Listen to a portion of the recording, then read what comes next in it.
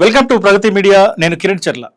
130వ రాజ్యాంగ సవరణ బిల్లు ఇప్పుడు అది దేశం ముందున్న అత్యంత ప్రమాదకర చట్టమా?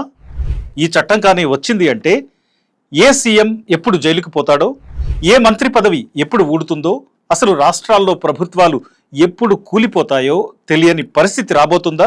130వ రాజ్యాంగ సవరణ బిల్లు 2025 దీన్ని కేంద్ర హోంమంత్రి అమిత్ షా 2025 ఆగస్టు 20న లోక్సభలో ప్రవేశపెట్టారు. ఈ బిల్లుపై భిన్నాభిప్రాయాలు రావడంతో దీన్ని పార్లమెంటరీ సంయుక్త కమిటీ అంటే జేపీసీ పరిశీలనకు పంపారు. ఇది దేశంలోని వివిధ రాష్ట్రాల అభిప్రాయాలు తీసుకుంటోంది. తొందరలో లోక్సభ ముందుకు ఇది రాబోతోంది. తెలంగాణ దీన్ని నిర్ద్వంద్వంగా వ్యతిరేకిస్తుంటే ఏపీ ప్రభుత్వం మాత్రం సపోర్ట్ చేస్తోంది. దేశవ్యాప్తంగా అనేక ప్రతిపక్ష పార్టీలు దీన్ని వ్యతిరేకిస్తున్నాయి. మరి ఈ సవరణ నిజంగా అంత ప్రమాదకరమా? అసలు ఏమిటి సవరణ బిల్లు? ఇదేం చెప్తోంది? 2024లో మీ అందరికీ గుర్తుండే ఉంటుంది, కేజ్రీవాల్ జైలుకి వెళ్లారు. తీహార్లో ఆయన 150 రోజులకు పైగా ఉన్నారు. జైల్లో ఉన్నన్ని రోజులు ఆయన సీఎం పదవిలోనే ఉన్నారు, రాజీనామా చేయలేదు. అక్కడి నుండే పాలన నడిచింది. కానీ ఈ కొత్త చట్టం వచ్చిందంటే జైల్లో 30 రోజులు ఉంటే చాలు, ఆటోమేటిక్గా 31వ రోజు పదవి పోతుంది.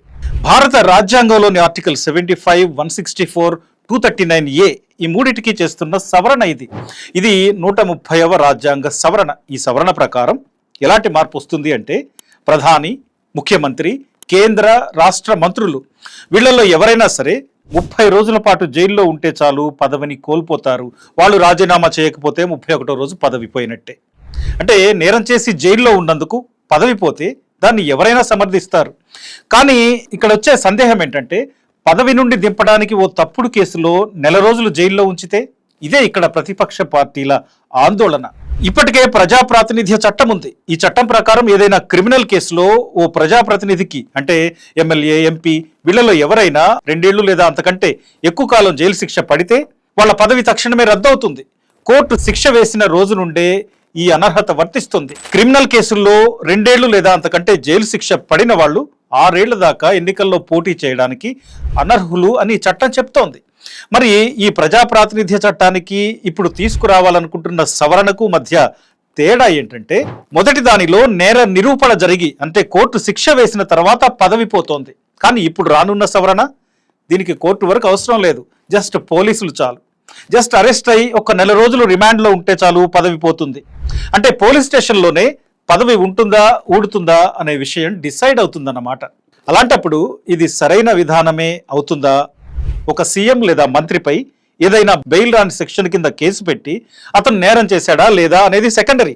ఆ సెక్షన్ 9 నాన్ బెయిలబుల్ కాబట్టి పోలీసులు అరెస్ట్ చేస్తారు, కోర్టు రిమాండ్ వేస్తుంది.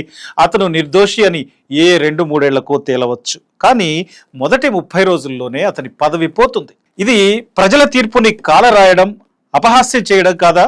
అంటే కేవలం ఆరోపణలతో ఈ ఆరోపణలు నిజమా కాదా అని తేల్చాల్సింది కోర్టు. కానీ కోర్టుకు సంబంధం లేకుండా ఆరోపణలతో జైల్లో పెట్టి పదవి నుండి దింపడం అంటే ప్రజాస్వామ్యాన్ని గౌరవించటం ఎట్లా అవుతుంది? రాజకీయాల్లో అవినీతి కొండలా పేరుకుపోయింది, ఇది నిజం. పార్టీలతో సంబంధం లేకుండా అన్ని చోట్ల అవినీతి ఉంది, ఇది చాలా స్పష్టం. అసలు నేర చరిత్ర లేని ఎంపీలు, ఎమ్మెల్యేలు ఎంతమంది ఉంటారు? కాబట్టి వాళ్లను పదవుల నుండి దింపాలంటే ఇలాంటి సవరణ రావాల్సిందే. లేదంటే అవినీతి పరులు లేదా నేరాలు చేసిన వాళ్ళు పదవులను పట్టుకొని, మంత్రి పదవులను పట్టుకొని వేలాడుతూనే ఉంటారు. ఈ వాదన చాలా చాలా సరైనదిగా కనిపించవచ్చు. కానీ ఇక్కడే అసలు విషయం ఉంది. అదేంటంటే కేంద్రం ఇప్పటికే ఈడీ, సిబిఐ, ఐటీ, ఎన్ఐఏ ఇట్లాంటి దర్యాప్తు సంస్థల ద్వారా ప్రతిపక్ష నేతల్ని టార్గెట్ చేస్తోంది అని అందరికీ తెలుసు. దీనికి ఎన్నో ఉదాహరణలు ఉన్నాయి. మాట వినని నేతలపై కేసులు ఫైల్ అవుతున్నాయి. దారికొస్తే వాషింగ్ మెషిన్లో వేసినట్టు క్లీన్ చిట్ వస్తుంది, లేదంటే జైళ్లకు పంపుతారు. గత 10 సంవత్సరాల కాలంలో ఈడీ 193 మంది రాజకీయ నాయకులపై కేసులు పెట్టింది. వీళ్లలో కేవలం 2కి మాత్రమే శిక్ష పడింది. అంటే రాజకీయ నాయకులపై పెట్టిన కేసుల విషయంలో ఈడీ సక్సెస్ రేటు కేవలం 1% మాత్రమే.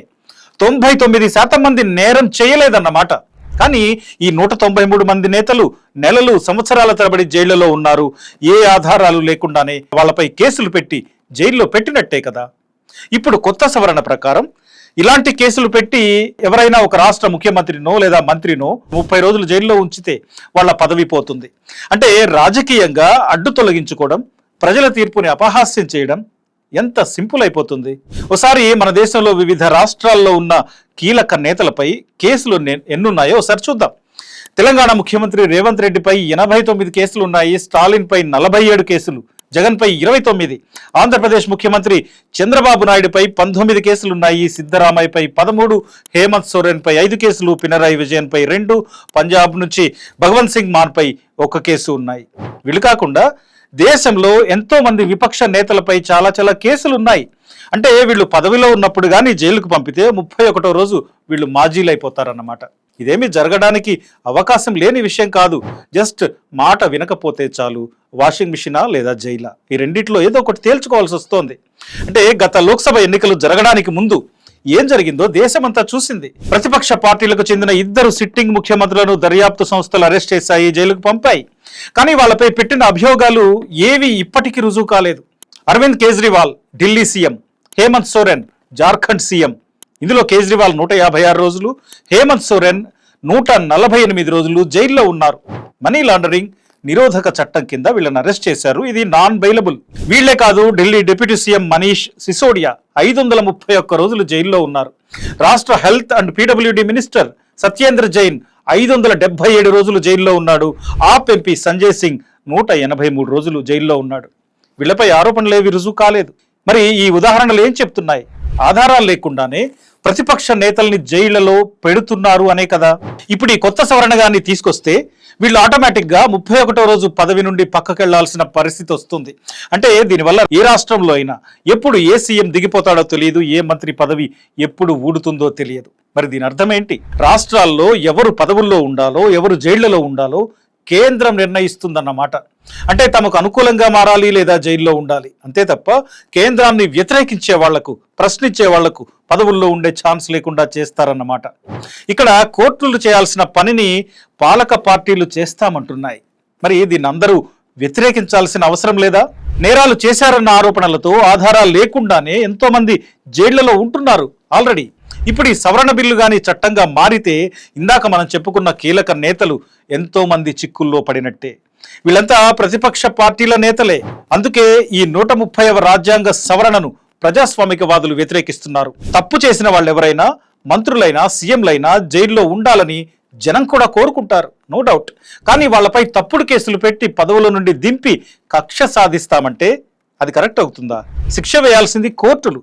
కోర్టులు శిక్షించాక పదవుల నుండి అనర్హత ఎలాగూ వస్తుంది, పదవుల నుంచి దిగిపోతారు. అంతే తప్ప కేవలం రిమాండ్ ఆధారంగా పోలీస్ స్టేషన్ కేంద్రంగా పదవుల నుండి దింపడం ఎలా కరెక్ట్ అవుతుంది? ఇది రాష్ట్రాల హక్కులను మింగేయడం కాదా? ఇలాంటి దుర్మార్గ ప్రయత్నాన్ని దేశం ఖచ్చితంగా వ్యతిరేకించాలి. అంతేకాదు, ఈరోజు ఒక పార్టీ అధికారంలో ఉంది, రేపు మరొకటి వస్తుంది. ఇలాంటి చట్టం తెచ్చిన కేంద్రం ఇప్పుడు లాభపడవచ్చు, కానీ రేపు మరో పార్టీ అధికారంలోకి వస్తుంది. అప్పుడు గగ్గోలు పెడితే ఎలాంటి ప్రయోజనం ఉండదు. కీప్ వాచింగ్ ప్రగతి మీడియా.